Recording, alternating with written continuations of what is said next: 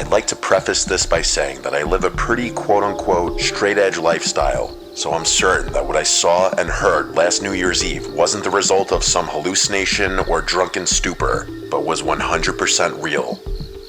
I live on the outskirts of your stereotypical small southern town, so a few of my friends live out further into the boondocks that are only accessible by those dark, country back roads. One of my friends, Darren, lives with his family in one of the richer neighborhoods in the area that can only be reached by these back roads. Every year, his family throws a party at their house on New Year's Eve where all the family's friends are invited, myself included. It's a pretty fun occasion, so I'm always excited when I get the formal invitation from Darren's parents in the mail. Seeing as the weather in the south can be pretty weird when it comes to winter, it didn't get really cold until a few days before New Year's Eve. I could remember the newly frigid air paired with the bumpy, unkempt country roads made for an uncomfortable ride to the house. Usually I don't drive with my brights on since I hate how other drivers always blind me with theirs, but the sheer darkness of the windy, narrow road made it a necessity this time. Anyways, the narrow road was surrounded on both sides by dense tree line, so even with my brights, it was hard to see where exactly all the twists and turns were ahead. Notably, there aren't any other houses between the turnoff to the road and Darren's neighborhood, except for a lone shack that seemed like it had been abandoned for years, though I could sometimes see lights on inside whenever I passed this way. A few minutes into the drive, on a particularly straight section of the road, my lights illuminated something ahead amongst the trees, something white against the darkness. As I neared, I could see it was the shape of a person standing all alone on the side of the road. They weren't moving or hiding, just standing completely still with their back to the trees. It was a woman, evidently wearing a white dress or gown of some sort, not at all appropriate for the cold. I didn't turn my brights off out of caution, so I couldn't really make out any specific details in the reflective glare of the white dress as I passed her. I was thanking my lucky stars that she didn't step out in the middle of the road, causing me to stop. But then I started to wonder if maybe I should have stopped to see if she needed some help. Perhaps she was another guest trying to get to Darren's party, but it wasn't until I looked back in my mirror to see in the red glare of my rear lights that the woman had turned her body to follow me, still frozen in that one spot. It was definitely creepy, and in that moment, I was glad I'm not the greatest example of a good Samaritan. No way was that a fellow party guest. I arrived at the party without any further incident around 8 p.m., parking in the gravel circle amongst the dozen or so other cars outside Darren's house, which situated in a large clearing in the surrounding forest, just like all the other spaced out houses in the neighborhood. The festivities went on until we had watched both the ball drop in New York, as well as our own time zone's clock striking 12, after which everyone slowly started to clear out. I stayed behind a bit to help clean up as I usually did, since I was one of the closer friends of Darren's family, and by the time I myself left, my car was the only one left at the front of the house. When I got in and started it up, I got a low tire pressure light. My car is an older model, so it didn't give me exact details as to which tire was low or how many had the issue. Before I freaked out, I remembered that this sort of thing always happens with my tires when the weather first turned cold after a long warm period. I figured I'd be able to make it home okay. But before I drove off, I remembered that woman I had seen on my way there. Was she still out there somewhere? Had anyone else come across her? There was another way in the opposite direction I could use to get home to avoid that road, but it would add another 20 minutes or so to my commute, which I didn't want to do so late at night and with possible drunk drivers out and about. I figured I'd just suck it up and just go back the way I came. I really wish I didn't. Not even a few minutes out on that same dark back road, I could feel something was different with my tires. I could hear it too. It sounded like bare metal scraping against the road. Slowly, my car came to a dead stop. Shit, I muttered. This was a different situation entirely. All that was going through my head was, did my tires fall off? Against my better judgment, I had to get out of the car to see what was wrong. Stupidly, I turned the engine off and shut the door. The car's lights turned off automatically, and I was plunged into the deep darkness of the surrounding forest. With my phone flashlight, I scanned each of my tires. My heart sank, as each and every one of them had been ripped to shreds, as if they were torn apart by the claws of some animal. I could have reasoned that if one had a large puncture in it, the bumpy road could have caused even more damage. But all 4 tires? This was deliberate. But no, I thought. Could it have been? I stood around hopelessly. No one would be out at such an hour on this road, even on New Year's Eve. I'd have to call a towing service or for someone to come and get me. But of course, there was no phone service this deep into the boonies. But just as I was about to get back into the car, the gentle wind died down. The barren tree branches stopped swaying, and even the wildlife that was still out this time of year went quiet. I froze. I had never heard such silence before. It was as if time had stopped for a minute before I heard the sickening sound of a twig snap somewhere within the trees. Something was moving around. I instantly shut the light from my phone off, leaving complete darkness. Leaves on the ground continued to rustle, as if someone was stalking through the forest. Was it a squirrel, a deer? No. This was the type of silence of prey when a predator was nearby. And then I heard, "I see you." My stomach dropped. All the air was sucked out of my body. I couldn't even scream. It was a woman's voice, soft and quiet, coming from the pitch-black darkness of the tree line not 15 feet away. It was said without malice, which somehow made it even freakier. In that moment, all I wanted to do was just shrivel up onto the ground and die. Then I heard, "Can you see me?" It wasn't until I heard the voice again that my fight or flight response kicked in, but I was disoriented, standing there in the darkness. I had to turn my phone light back on if I wanted to see which direction I wanted to flee. I aimed the flashlight directly in front of me, and standing at the edge of the tree line was the woman in the white gown, this time her features visible. The gown was dirty, covered in dark stains. She was deathly pale, skinny as a rail, and her disheveled gray hair fell down to her elbows.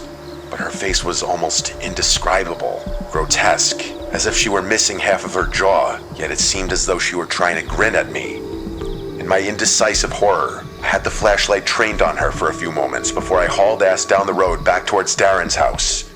That shack I had mentioned earlier was closer to my current position down the opposite direction. But what if this woman was the one who actually lived there? I don't know if that was a rational thought made in the spur of the moment, but I had no time to wonder. As I sprinted down the road, I could hear the snapping of twigs and rustling of leaves behind me. She was chasing me, but I was quickly able to lose her with such a massive rush of adrenaline. I made it back to Darren's house, ignoring the rest of the neighborhood, and I pounded on the door, pleading for the door to open up. His mother answered the door and quickly ushered me inside, seeing how shaken up I was, where I explained everything to her along with Darren and his father. They were sympathetic, offering to let me stay the night there while they called the police and a towing service, which I gladly accepted before even contacting my own family. The police said they would search the area around the road that night and that I could come get my car back and make a statement the next day.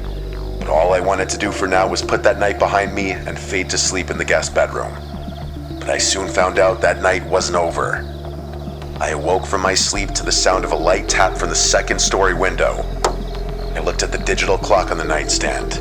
I remember the time exactly. 3:14 a.m. Of course, none of the windows in the room had blinds. I didn't dare look out until I heard the muffled voice from outside, the same voice saying, "I see you." The woman was still out there. She had chased me all the way here, and now she was throwing rocks to get my attention. If I wasn't going to look out the window before, I definitely wasn't going to now. I wasn't going to leave my spot in that bed or fall asleep until morning. When the sun rose and Darren's family woke up, the woman was gone, thankfully. I told them what else happened, and we all looked outside together before the police showed up. In the yard, about where I had heard the voice coming from, Darren's father found a large, rusty knife that didn't belong to the family, presumably what the woman had used when slashing my tires. But that also meant she had followed my car there to the party at the beginning of the night, and specifically targeted me when everyone else was inside during the festivities. Darren's parents called and asked the other party guests if they had seen anything suspicious the night before, and one of their friends said they had seen someone in a white dress walking around outside from the window, but thought nothing of it, seeing as how people were coming and going all night. When I gave the police my statement, I told them to check around that shack on the road here, as I had a hunch that woman had something to do with it. They eventually did, and updated me that they found no one living there, but there was dead, gutted wildlife sprawled all around the surrounding woods. That woman I saw was never found, which of course raises a bunch of questions. The scariest ones to me, though, are how she was able to track me down so quickly once I left the party. And if she was missing so much of her face, how was she able to pronounce those words so clearly? Despite what happened, I'll still be going to Darren's house for New Year's Eve again this year, but this time, I'll make sure to carpool and take the long way around.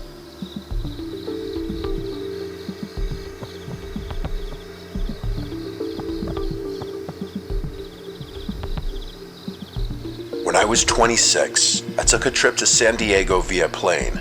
I stayed with my friend for a few days and booked a late flight back home. My flight landed at midnight. By the time I was off the plane and by the ground transportation pickup point, it was like 12:30. I waved down a random taxi in the taxi section and gave the driver my home address. He said he'd take me for $30, which was a really good deal compared to Uber. He came out to help me put my bag in the trunk of the van, but I said I was fine with it in the seat next to me, so he lifted my bag onto the seat on the left side behind him. I was sitting diagonal from him. He got back in the car and pulled up the directions to my apartment, and we were on our way. My at-the-time apartment was about a half-hour drive from the airport with no traffic. At this hour, there was obviously no traffic. We got right on the highway and we were moving fast. I caught the driver's eyes staring at me through the mirror on 2 separate occasions, and on the second time, he spoke. He asked where I was coming from. I said San Diego. He said, "Oh, very nice." Then he asked me what I was doing there. I said I was just visiting a friend who lives there. His response was, "Is your friend as pretty as you?" And honestly, my first reaction was to laugh, but I found the comment really creepy, and it being the third thing out of his mouth on the ride didn't help. From here, his questions kind of stayed on the flirty side. He asked me, "What is a pretty girl like you doing traveling all by yourself?" And I had a slightly sassy response saying, "Well, I just said I wasn't alone, I was visiting my friend." And his rebuttal was that by flying by myself, I was traveling by myself. I maintained my slight sass and said we can agree to disagree, and he laughed and said he was only teasing me. This man had to be like 45 though. I felt like him hitting on a lone girl in her 20s like this was slightly creepy. It wasn't the first time I dealt with something like this though. As we continued down the highway, I looked up as I saw the familiar overpass right by my exit, but as we passed it, he wasn't slowing down. I said this is my exit as he was literally about to pass it, and we zoomed right by it. I repeated myself louder, saying that was my exit. He apologized and said he'd catch the next one. I tried to get a peek at his screen to see if he put the right address in, but it was angled so that I couldn't see it. The next exit was about a mile further. I started sitting up on the edge of my seat a bit now. When the next exit approached, I said loud and clear, "You need to get off here," and without acknowledging me, he turned on his blinker and merged off the exit. I noticed him glaring at me for a second in the mirror. I almost sensed a hint of annoyance in his face. But I guess that quickly changed when not even a minute later he asked me if I had a boyfriend. I replied back instantly, "Yes, he lives with me." I noticed him look at me again, and I think he picked up on how quickly I answered that. He asked what my boyfriend's name is. Yes, I'm serious. I decided that was enough. I told him I'm gonna put my headphones in, so I popped my AirPods into my ears, even though they were basically dead still. I just wanted this man to stop asking me questions. Asking my boyfriend's name was next level weird, almost like he was interrogating me. I texted my family and close friends about this creepy taxi driver, and I shared my location in case, God forbid, things went sour. We were in a familiar area in my town now. We were stopped at the first red light since getting off the highway. I looked in the mirror, and all I saw were his eyes glaring at me, almost in this menacing way.